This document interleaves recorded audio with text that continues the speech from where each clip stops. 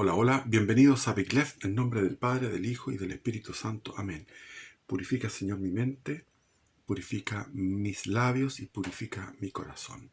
Voy a seguir leyendo el libro de mi hijo. Está muy bueno, entonces me dan ganas de seguir leyéndolo. Y los otros libros también. Todos los libros que ha escrito son muy buenos. Entonces, bueno, más introducción imposible. Continuamos. Este es un capítulo que se llama La supremacía de la burguesía financiera. Para agregar características a la situación actual, además de lo que presentábamos en el capítulo anterior, referente a la burocratización progresiva y totalizante de las relaciones sociales bajo las ideologías de la modernidad, debemos tratar el asunto del poder que concentran y ejercen las burguesías financieras nacionales y globales, considerando también el rol histórico que juegan en la transformación que está sufriendo el sistema económico, político, social a nivel global, porque de eso precisamente se trata esta obra. Para entender el poder que ejercen las burguesías financieras en el mundo, es necesario que el lector esté equipado con los conocimientos que entrego en mi obra Economía para cualquiera, aunque no sería malo que también estudiara Imperialismo, etapa superior del capitalismo, de Vladimir Ilich Ulyanov, Lenin, libro en el que trata con detalle cómo a principios del siglo XX y finales del XIX los bancos comenzaban a controlar a la totalidad de las industrias nacionales. Otro libro fundamental a estos efectos es, comillas, Dinero, crédito bancario y ciclos económicos, cierre de comillas, de Jesús Huerta de Soto. Finalmente se recomienda al lector un estudio detenido de las tesis de Karl Kautsky. Karl Kautsky con K y final, dos Ks, Kautsky, sobre el superimperialismo. Ya entrando en materia, es importante que el lector entienda que en un punto de la historia moderna, los gobiernos otorgaron a los bancos el privilegio injusto de crear dinero mediante apuntes contables a través de la llamada reserva fraccionaria. Comillas, reserva fraccionaria, cierre de comillas. Este privilegio generó problemas de crisis recurrentes durante los siglos XVII, XVIII y XIX, obligando a los gobiernos a discutir la raíz de estos problemas. Los bancos, que habían acumulado muchísimo poder para entonces, ganaron la discusión y establecieron que la solución a las crisis recurrentes no consistía en eliminarles el privilegio de prestar dinero inexistente, creándolo de la nada, sino crear una institución que les facilite dinero para hacer frente a las crisis. Así nacieron los bancos centrales. Es importante notar que para el momento en que se realiza la mencionada discusión, los bancos controlaban la práctica totalidad de las industrias locales, como es correctamente apuntado por Lenin y Kautsky en sus obras. Los datos están ahí. Y ese control les permitió un dominio total de la discusión, llevándola no al servicio del bien común, sino al servicio de sus mezquinos intereses personales y de clase. Así, las llamadas entidades financieras tienen acceso a una fuente infinita de financiamiento llamada Banco Central, la cual les presta dinero, todo el dinero que pidan, el cual deben devolver con intereses. Los bancos crean dinero prestando varias veces el mismo dinero cada vez que es depositado por sus clientes. Y si eso les genera problemas de liquidez, no contar con la cantidad de dinero que dicen tener en los estados de cuenta de sus clientes, pueden pedir dinero al Banco Central prometiendo devolverlo con un interés. En esta situación nos enfrentamos a la realidad de la existencia de una clase que cuenta con recursos teóricamente infinitos para llevar a cabo sus operaciones. Esa clase social que le llama a él acá burguesía financiera. Incluso con esta etapa, con esta ventaja injusta y enorme, importante lo que dice acá, incluso con esta ventaja injusta y enorme, muchas veces las entidades financieras entran en serios problemas que las llevan a estar cerca de la quiebra. Es en ese momento que todo el dinero suministrado a los políticos para sus campañas, sumado al peso que han adquirido en la totalidad de la economía, las lleva a ser denominadas too big to fail, demasiado grandes para quebrar. Demasiado grandes para quebrar. Eso pasó en Chile el año 82 también. Banco de Chile, el grupo Cruzat Larraín, el grupo Vial. Recuerdo aquello. El gobierno de Pinochet tuvo que entrar a rescatar a esos organismos, a esa burguesía financiera. Recapitulemos. Espérate. Demasiado grandes para quebrar. En esta situación, las entidades financieras más influyentes son rescatadas por los gobiernos socializando sus pérdidas. Recapitulemos. Las entidades financieras son empresas que pueden crear dinero, pueden mandar a imprimir dinero para ellas. Y si aún con estas claras ventajas sus directivos son tan irresponsables como para entrar en números rojos, se les regala dinero de impuestos. Repito.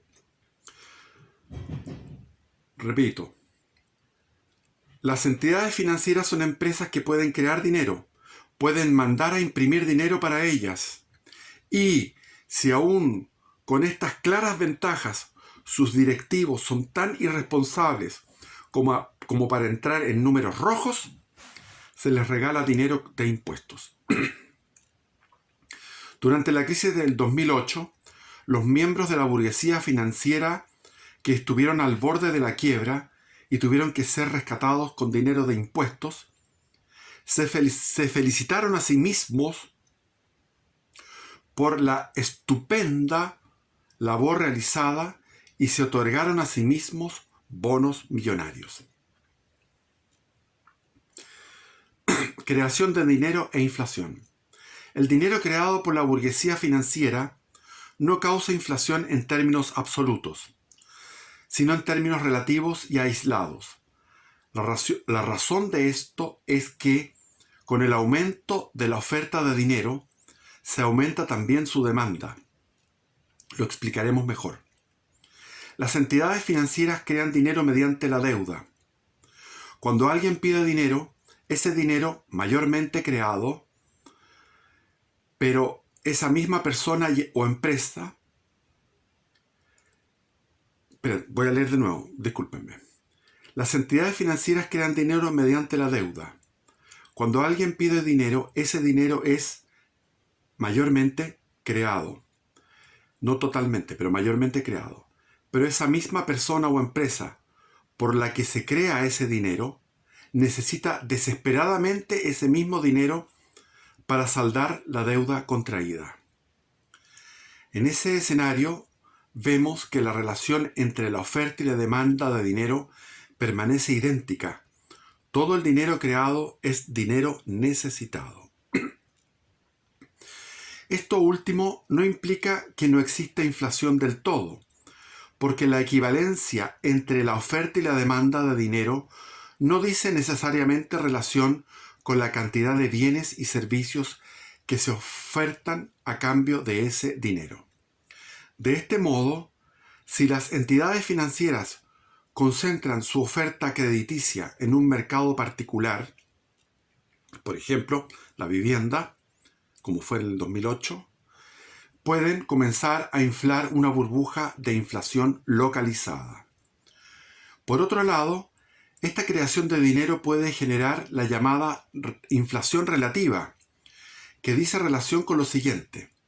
En un escenario de masa monetaria estable, de aumentar la producción, los precios deberían bajar, pero si se crea nuevo dinero, este descenso de los precios no se materializa. A esto llamamos inflación relativa. Durante la década del 90 del siglo recién pasado, en un hecho sin precedentes, la totalidad de la humanidad realizó un esfuerzo productivo y de comercio que multiplicó la disponibilidad de bienes y servicios de forma nunca vista en la historia de la humanidad. Parte no menor de toda esa riqueza se la quedaron las burguesías financieras y las clases burocráticas mediante los mecanismos explicados más arriba. Es relevante a efectos políticos entender que las burguesías financieras no solo tienen un enorme poder y riqueza, sino que ese poder y riqueza les viene dado de un parasitismo respecto de todas las demás clases de la sociedad, igual que ocurre con las clases burocráticas. Interesante, ¿no? Repito, es relevante a efectos políticos entender que las burguesías financieras no solo tienen un enorme poder y riqueza, sino que ese poder y riqueza les viene dado de un parasitismo respecto de todas las demás clases de la sociedad, igual que ocurre con las clases burocráticas, las que están inquistadas en el aparato estatal. También es importante notar que la función que realizan las burguesías financieras no tendría por qué ser parasitaria.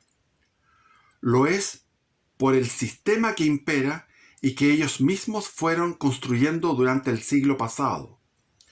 No es intención de este texto el proponer que se pueda tener un sistema económico funcional sin una parte de la población dedicada a labores financieras. O sea, es necesario que haya gente que se dedique a labores financieras. Solo que el presente sistema, con sus privilegios injustos y poder desmedido, los convierte en enemigos económicos del resto de la humanidad. Otro capítulo. La ingenuidad reformista de los reguladores. Frente a la situación descrita, muchos liberales y progresistas llaman a aumentar las regulaciones a la banca y las entidades financieras. Esta pretensión es enteramente ingenua al no tomar en consideración el enorme poder que ejercen las burguesías financieras sobre los gobiernos. Cada nueva regulación del rubro no hace más que aumentar su poder e influencia, dado que se hace sobre la base de gobiernos controlados por ellos, lo que implica que no harán regulaciones en su contra o que disminuyan su poder. Es en extremo ingenuo pensar que quienes ostentan el poder económico y político vayan a renunciar a él mediante meras regulaciones que además ellos mismos diseñan. Un sistema monetario y financiero justo solo es posible quitándoles por la fuerza, repito, un sistema monetario y financiero justo solo es posible quitándoles por la fuerza a las burguesías financieras el poder que ostentan. Solo así se puede instaurar un sistema financiero que responda a las necesidades objetivas de la economía y se ordene al bien común y a la verdad. Un sistema financiero justo, otro subcapítulo, No es propósito de este texto exponer exhaustivamente las características y detalles de un sistema financiero al servicio de la verdad, de la justicia y del bien común. Pese a esto, explicaremos las características fundamentales que, grosso modo, tendría dicho sistema. Cuando los seres humanos realizan esfuerzos productivos, lo hacen para aumentar su riqueza y bienestar, no para permanecer en la misma posición. En ese sentido, el sistema actual es como la máquina trotadora de un gimnasio. Para asegurar que los esfuerzos productivos de los seres humanos redunden en una mejora de su calidad de vida, es necesario que la masa monetaria tenga la estabilidad suficiente como para que los precios respondan a la baja cuando la producción aumenta. Para esto es importante un sistema monetario que impida la creación sistemática de nuevo dinero. Para eso se pueden utilizar patrones de respaldo fijos en especie, el oro, la plata o similares. Respecto al funcionamiento de la banca y las entidades financieras, debe existir una estricta separación entre los negocios de intermediario financiero, el que recibe dinero prestado para prestarlo, y el que guarda y custodia los depósitos de dinero. Son dos funciones distintas.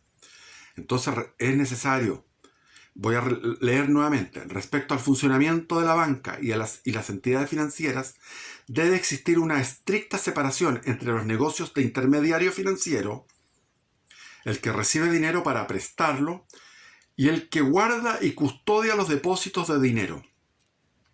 Cuidar el dinero de los clientes, evitando así que los depósitos generen préstamos que a su vez generan nuevos depósitos, que a su vez generan nuevos créditos y así. Finalmente se deben eliminar los bancos centrales, ya que no tendrían utilidad alguna. Eso es el planteamiento. Finalmente se deben eliminar los bancos centrales, ya que no tendrían utilidad alguna. Sobre la polémica entre Lenin y Kautsky. La polémica... Perdón. Se me corrió, es que estoy con el celular, por eso es que me cuesta leer a veces. Discúlpenme. A ver. Ya. La polémica entre Lenin y Kautsky fue una discusión relativa al devenir futuro de las burguesías nacionales. Cabe mencionar, Lenin tuvo razón al declarar que las burguesías, como clase nacional de los países colonialistas de su época, principios del siglo XX, comenzarían una guerra por el reparto de los mercados y de los territorios. Esta guerra tuvo lugar entre los años 1914 y 1918, llamada la Gran Guerra. Igualmente, Lenin se equivocó al predecir que esa guerra sería una situación revolucionaria que llevaría a revoluciones obreras en los países capitalistas avanzados. La única revolución comunista exitosa de este periodo se dio en Rusia, país cuyo capitalismo era todo menos avanzado. Aquí debo discrepar de mi hijo. ¿Por qué? Porque realmente Lenin no se equivocó, porque vinieron las revoluciones espartaquistas en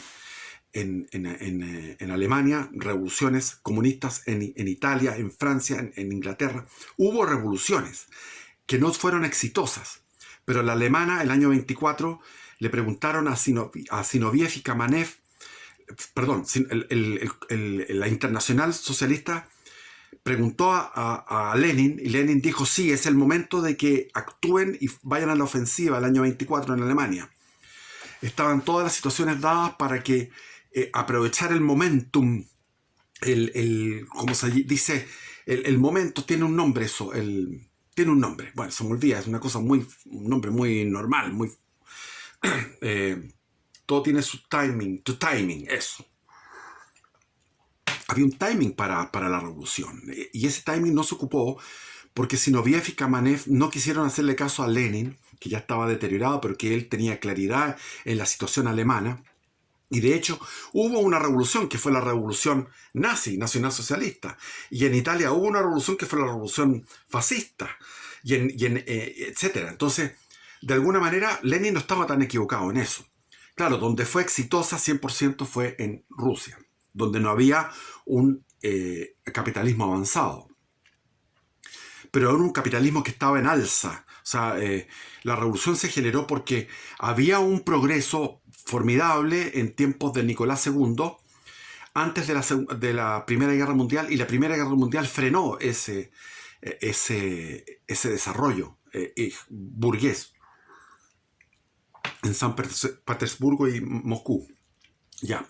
Si bien Kautsky se equivocó en un principio, porque las burguesías nacionales sí fueron a la guerra, su pronóstico comenzaría a hacerse realidad a partir del fin de la Segunda Guerra Mundial. En ese punto, las burguesías nacionales comenzaron lentamente a fundirse en la burguesía global que tenemos hoy en día.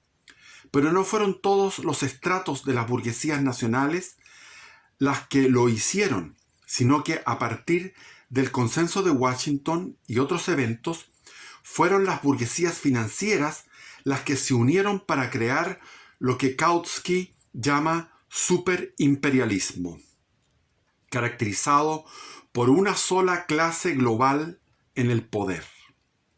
Esta clase es la burguesía financiera cosmopolita. La ideología de la burguesía financiera cosmopolita.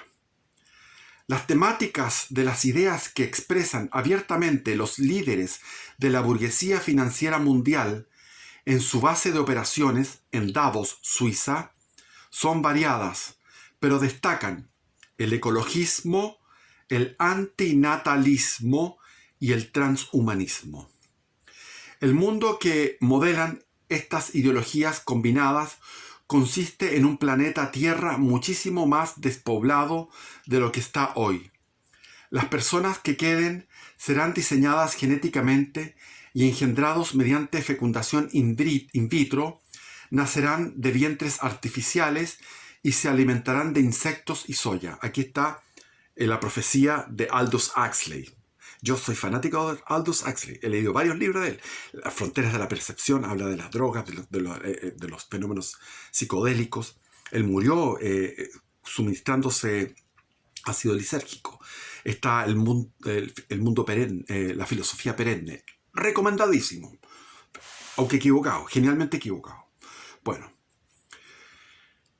seguimos. Serán equipados con tecnología prostática para extender sus vidas y dotados de vida eterna mediante la digitalización de sus conciencias. Estas personas recibirán una renta básica de sus gobiernos sin perjuicio de que puedan trabajar para tener unas rentas ligeramente superiores. Acuérdate que dice, serás feliz, no tendrás nada, serás feliz, o tendrás que decir que eres feliz, dice uno. La producción estaría principalmente a cargo de las inteligencias artificiales y robots. La distribución de bienes y servicios se hará mediante algoritmos que serían capaces, en teoría, de predecir las preferencias de los consumidores. La propiedad privada habrá desaparecido del modo, al menos entre la gente común y corriente. Y en su lugar existirá un complejo entramado de suscripciones que ya se está realizando y al que dedicaremos el próximo capítulo. Todo es suscripción. Por ejemplo, yo antes tenía mis CDs, mis discos de vinilo, después tuve los CDs, después, o sea, los cassettes, después los CDs, y ahora está esa cuestión que Spotify. Cabe recordar que la ideología de las burguesías financieras cosmopolitas no solo culmina el modelo de la dicotomía individual-colectiva en un modelo superindividualista, esto lo trataremos más adelante, sino también supercolectivista al mismo tiempo. Dado que los colectivos nacionales son superados hasta la construcción de un colectivo universal, la conciencia especie, que en las ideas de Marx reemplazaría a la conciencia de clase en el comunismo final, la conciencia de especie, humanidad ya no clase. Eso es una idea de Marx. Además, es la culminación de la transmisión de los atributos divinos de Dios al ser humano. Esto fue tratado en El dragón de las tres cabezas, otro texto de mi hijo. En las ideas que abiertamente defiende la clase que dirige al mundo, en sus planes, no secretos, sino expresados abiertamente y gritados a los cuatro vientos, el ser humano se vuelve su propio creador. Fecundación y nacimiento por medios tecnológicos. Su propio proveedor. La providencia de las máquinas, las inteligencias artificiales y los algoritmos. Y su propio salvador. Vida eterna mediante prótesis biónicas y conciencia digital. Interesante. Lo repito. En las ideas que abiertamente defiende la clase que dirige al mundo, en sus planes, no secretos, sino expresados abiertamente y gritados a los cuatro vientos, el ser humano se vuelve su propio creador. Esto es teológico. Esto es teológico. Es cristiano. O sea, el cristianismo al revés. Fecundación y nacimiento por medios tecnológicos. Su propio proveedor. La providencia de las máquinas, las inteligencias artificiales y los algoritmos. Y su propio salvador. La vida eterna mediante prótesis biónicas y conciencia digital. Mecánica de poder de la burguesía financiera. Imagine usted, querido lector, que tuviera una deuda enorme en su tarjeta de crédito, en su vivienda o en cualquier servicio financiero. ¿No estaría usted acaso inclinado en cierta medida a satisfacer alguna demanda no monetaria de su acreedor con tal de aminorar el peso de dicha carga? Esta oferta usted jamás la recibirá porque usted no es alguien importante ni tiene poder. Durante el mandato de Mauricio Macri en la Argentina, el país estaba en serios problemas económicos al verse impedido de pagar los préstamos de corto plazo que habían tomado los anteriores gobiernos. En ese momento, el presidente se dirigió a una de las organizaciones globales de la burguesía financiera cosmopolita, el Fondo Monetario Internacional FMI.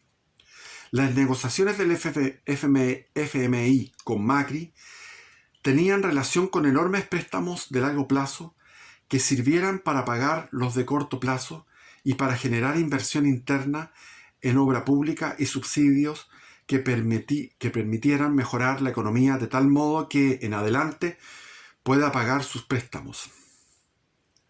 El FMI, reconociendo la precaria situación económica del mandatario, determinó poner como condición el que envíe un proyecto de ley de aborto, traicionando sus promesas de campaña. O sea, un presidente elegido con votos de derecha, siendo él de centro derecha, por negociaciones con el Fondo Monetario Internacional tuvo que ir por una ley del aborto. Porque lo que quiere esta burguesía financiera es disminuir la población. Y en eso, la principal herramienta más que el aborto es una herramienta, pero antes que eso está el feminismo. El feminismo es la herramienta número 1, sine qua non, para reducir la población. Pocos países están hoy libres de esa manipulación mediante deuda para ir avanzando los objetivos programáticos de la ideología de la burguesía financiera cosmopolita. Chile, mi país, era un país que no tomaba deuda. Además pagaba sus deudas antiguas e incluso ahorraba. Hasta que a la cartera de Hacienda llegó Andrés Velasco. Este ministro, que era en realidad un agente de la burguesía financiera cosmopolita y que había trabajado para ella como académico en el Massachusetts Institute of Technology y en la Universidad de Harvard, y había trabajado como consultor en importantísimos centros de poder financiero, como son el Banco Interamericano de Desarrollo, el BID, y el Banco Mundial, y el ya mencionado Fondo Monetario Internacional, tomó la decisión de cambiar la política fiscal del país, comenzando a endeudarlo en el año 2008. Esta política fue continuada por otro agente de esta burguesía financiera cosmopolita, el presidente Sebastián Piñera. que había sido adoctrinado por académicos en Harvard y que había sido un funcionario del Banco Mundial. La burguesía financiera cosmopolita ejerce poder e influencia mediante la deuda y mediante sus agentes que, además de suscribir a su programa ideológico, se infiltran en los estados para contraerla. Pero esta no es la única fuente de poder que tiene esta burguesía. Existe otra forma de ejercer poder que está destinada a las conciencias del público en general. Las productoras de Hollywood y Orlando, las discográficas de Los Ángeles, etc. Toda organización que produzca contenido cultural de masas está controlada por la burguesía financiera cosmopolita y de la misma forma que lo hace con los gobiernos mediante la deuda y los directivos infiltrados que comparten su ideología e intereses. Con este mecanismo, la burguesía financiera cosmopolita introduce las ideas que les son convenientes en las mentes de las personas. Sumamos a esto el financiamiento de activistas, ONGs y partidos políticos. Durante la problemática del aborto en Argentina se levantaron cientos de activistas y ONGs que defendían la propuesta de ley. Muy pronto se reveló que estas organizaciones eran financiadas por la empresa multinacional del aborto, Planned Parenthood Foundation, la cual recibía ese dinero de parte del magnate financiero y miembro de Davos, George Soros. En el caso de Chile, apenas comenzó a tomar deuda pública, comenzaron las revueltas de los grupos de extrema izquierda, en el 2011 al 2019, con el apoyo de las fundaciones de derechos humanos como Amnistía International y Human Rights Watch, todas financiadas por magnates de las finanzas. La izquierda revolucionaria, hoy en el poder, fue financiada en sus inicios, en las revueltas del 2011, por el mismo George Soros, el cual apoyó financieramente a su principal partido, Revolución Democrática, mediante su fundación Ciudadano Inteligente. Por otro lado, la supuesta oposición encarnada por la derecha revolucionaria y por los grupos burgueses revolucionarios moderados es financiada por Ibáñez, Scott y von Appen, siendo ambos magnates financieros con asiento en Davos. Se llama derecha revolucionaria, bueno, le puso ahí ese nombre. Estos grupos realizaron 2 procesos constitucionales, uno cada uno, que tenían por objeto imponer una constitución en Chile que obligara al Estado a tomar cantidades ingentes de deuda. Este proceso lo estudiamos en mis textos. Una unión posible, ganó la reacción y la constitución invencible. Son 3 textos que ha escrito mi hijo, que son Una unión posible, Ganó la reacción y la constitución invencible.